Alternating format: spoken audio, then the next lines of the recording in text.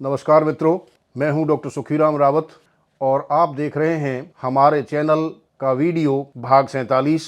ये संख्या जो 47 यहाँ बताई जा रही है, ये हमारे लंबे वीडियोज की संख्या है। हो सकता है हमारे चैनल पर जो और शॉर्ट वीडियोज हैं उनकी संख्या कुछ और हो, तो हम यहाँ केवल संख्या 47 का ही जिक्र कर रहे हैं। आज के इस वीडियो का टॉपिक है महाराजा पोरस। ये महाराजा पोरस के बारे में हम थोड़ी सामान्य जानकारी ले लेते हैं। ये कौन हैं? इनका समीकरण विद्वान जाट राजा से करते हैं और ये जब अलेक्जेंडर, मकदूनिया का शासक अलेक्जेंडर, जिसे सिकंदर के नाम से जाना जाता है, इसने जब यहाँ 326 ईस्वी पूर्व आक्रमण किया तो उस समय महाराजा पोरस का राज्य झेलम और चिनाब नदियों के बीच फैला हुआ था। इसे पुरु या पौरव के नाम से भी जाना जाता है।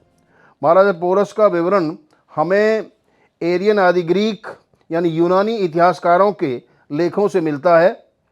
अनेक विद्वान राजा पोरस का समीकरण जाट राजा के रूप में करते हैं।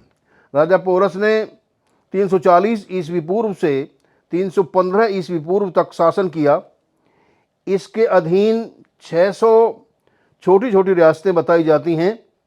स्ट्रैबो के अनुसार पोरस ने अपना राजदूत रोम यानी इटली के राजा ऑगस्टस के राज दरबार में भेजा था। यूनानी शासक सिकंदर ने राजा पोरस के समय में 326 ईस्वी पूर्व भारत पर आक्रमण किया। महाराजा पोरस चंद्रवंशी राजा ययाति के वंशज बताए जाते हैं। ये राजा ययाति के छोटे पुत्र पुरु की वंश शाखा से बताए गए हैं। राजा ययाति की पत्नी ईरानी राजा वृषपर्वा की पुत्री शर्मिष्ठा थी, जिससे राजा ययाति के द्रुह्यु, अनु और पुरु नामक 3 पुत्र पैदा हुए तथा राजा ययाति की पहली पत्नी देवयानी थी, जो असुर गुरु ब्राह्मण शुक्राचार्य की पुत्री थी। उससे ययाति के यदु और तुर्वसु नामक 2 पुत्र पैदा हुए। राजा ययाति के आदेशानुसार पुरु को गंगा यमुना के मध्य कुरु पंचाल देश का राज्य प्राप्त हुआ। उसी पुरु की वंश परंपरा में राजा पोरस अत्यंत पराक्रमी एवं वीर था। उसका व्यक्तित्व ग्रीक शासक सिकंदर से अधिक कर्मठ तथा वीरतापूर्ण था। सिकंदर मैसेडोनिया के राजा फिलिप का बेटा था। फिलिप पूरे एशिया को जीतना चाहता था, परंतु 336 ईस्वी पूर्व में उसका कत्ल हो गया। ऐसा कहा जाता है कि फिलिप की पत्नी ओलंपियस और स्वयं सिकंदर यानी अलेक्जेंडर ने ही फिलिप की हत्या की थी। परिणाम स्वरूप 20 वर्ष की आयु में सिकंदर गद्दी पर बैठा। सिकंदर भी अपने पिता की भांति महत्वाकांक्षी था।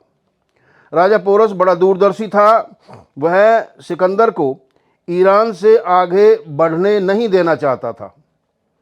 इसलिए उसने ईरान के राजा डेरियस III यानी दारा तृतीय की सहायता के लिए अपनी सेना भेजी थी, परंतु डेरियस अराबेला के मैदान में 330 ईस्वी पूर्व में परास्त होकर भाग गया था। सिकंदर ने 327 ईस्वी पूर्व हिंदुकुश पर्वत पार करके पश्चिमोत्तर भारत में प्रवेश किया और फिर तक्षशिला पहुंच गया। वहां के राजा अंभी ने आत्मसमर्पण कर दिया और इस प्रकार वह पोरस के विरुद्ध सिकंदर का सहायक बन गया। फिर सिकंदर ने पोरस से लड़ने के लिए झेलम नदी को बड़ी कठिनाई से पार किया। राजा पोरस को ये विश्वास था कि हम उसे हरा देंगे, इसलिए राजा पोरस ने अपने पुत्र को पहले भेजा सिकंदर का सामना करने के लिए, परंतु राजा पोरस का पुत्र उसमें मारा गया। फिर पोरस स्वयं अपनी सेना लेकर सिकंदर से लड़ने के लिए पहुंच गया। उसकी सेना में ऐसा बताया जाता है कि 30,000 पैदल सैनिक, 4,000 घुड़सवार, 200 हाथी तथा 400 रथ थे। प्रत्येक रथ को 4 घोड़े खींचते थे। प्रत्येक रथ में 2 धनुर्धर रहते थे जो चमड़े की ढाल पहने हुए होते थे। इनके अलावा 2 ढलैत यानी ढाल वाले और 2 सारथी होते थे। धनुष की लंबाई धनुर्धर के लगभग बराबर होती थी। 3 गज का बाण उस पर रखकर कान तक खींचकर साधा जाता था। सिकंदर की सेना में 60,000 सैनिक और 7,000 घुड़सवार बताए जाते हैं। मुद्रा राक्षस नामक नाटक से ऐसा संकेत मिलता है कि पुरु जिधर भी शत्रु की सेना में निकलता था हाहाकार मच जाती थी। उसकी सेना के पास 7 फुट लंबाई वाले भाले थे। राजा पुरु के भाई ने सिकंदर के घोड़े को अपने भाले से मार डाला और सिकंदर को जमीन पर गिरा दिया। सिकंदर जमीन पर जैसे ही गिरा तो सामने राजा पुरु तलवार लिए खड़ा था। सिकंदर बस पल भर का ही मेहमान था, परंतु राजा पोरस ने अपने क्षत्रिय धर्म का ध्यान रखते हुए एक निहत्थे पर वार नहीं किया और इस प्रकार उसकी जान बच गई। ऐसा मुद्रा राक्षस से संकेत मिलता है, आभास होता है। जिस भूमि पर युद्ध हुआ वह भूमि फिसलन वाली थी। वर्षा के कारण वह भूमि फिसलन वाली बन गई, अतः राजा पोरस के हाथी बिगड़ गए और अपने ही सैनिकों को मारने लगे। इससे राजा पोरस की सेना विचलित हो गई, पर ग्रीक इतिहासकार एरियन के अनुसार इस युद्ध में पूरी विजय किसी भी पक्ष की नहीं हुई। बाद में विवश होकर सिकंदर ने राजा पोरस को अपने शिविर में बुलाकर पूछा कि हे राजन, आपके साथ कैसा व्यवहार किया जाए। इस पर पोरस ने उत्तर दिया, बड़े आत्मविश्वास के साथ उत्तर दिया कि जैसा एक राजा दूसरे राजा के साथ करता है उसी प्रकार मेरे साथ भी व्यवहार किया जाए। इस पर खुश होकर सिकंदर ने राजा पोरस को भिम्बर और राजौरी यानी कश्मीर के क्षेत्र पोरस को देकर अपनी मैत्री स्थापित कर ली।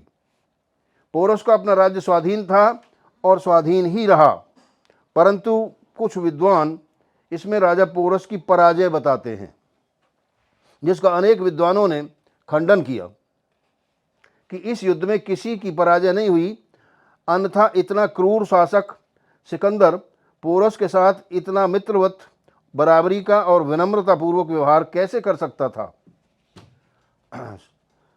सिकंदर ने बैक्ट्रिया के शासक के हार जाने पर उसके नाक और कान कटवा दिए थे, अपने पिता की हत्या करवाई थी और अपने गुरु अरस्तु के पुत्र की भी हत्या इसी ने करवाई थी। तो लेकिन पोरस के साथ ये बड़ी विनम्रतापूर्वक इसने व्यवहार किया।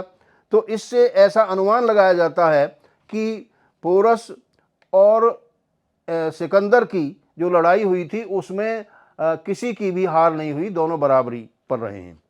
अंत में सिकंदर 325 ईस्वी पूर्व में वापस चला गया और फिर 323 ईस्वी पूर्व में 33 वर्ष की आयु में बेबीलोन में उसकी मृत्यु हो गई। महाराजा पोरस की जाति के विषय में कहीं हमें उल्लेख नहीं मिलता।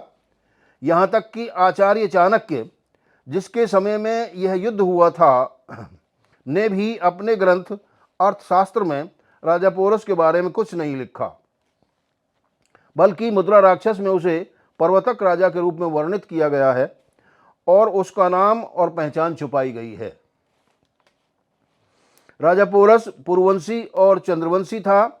जहाँ पर उसने शासन किया वहाँ शताब्दियों से जाटों के संग शासन थे और चारों ओर जाटों की आबादी थी।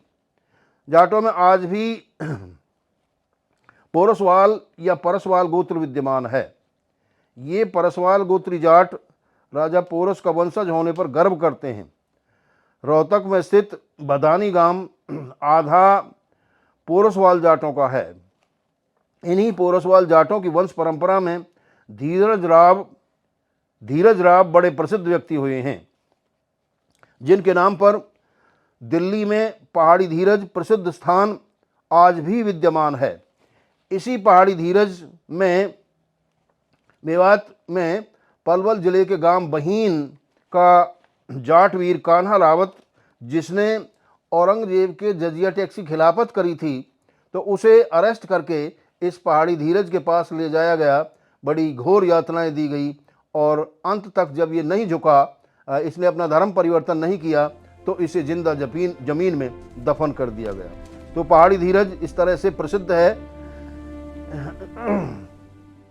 परसवाल पोरसवाल गोत्र के गांव यूपी में बुलंदशहर जिले में लाहौर का, जालंधर में शंकर गांव, गाजियाबाद में सुल्तानपुर, बिजनौर में कादीपुर, हरिद्वार में खेड़ा जट आदि गांव इस समय भी हमें मिलते हैं। तो मित्रों, आज के इस वीडियो में बस इतना ही। यदि आपको हमारा ये वीडियो अच्छा लगता है तो इसे सब्सक्राइब करिए, इसे शेयर करिए, फॉलो करिए। आपका बहुत बहुत धन्यवाद। नमस्कार।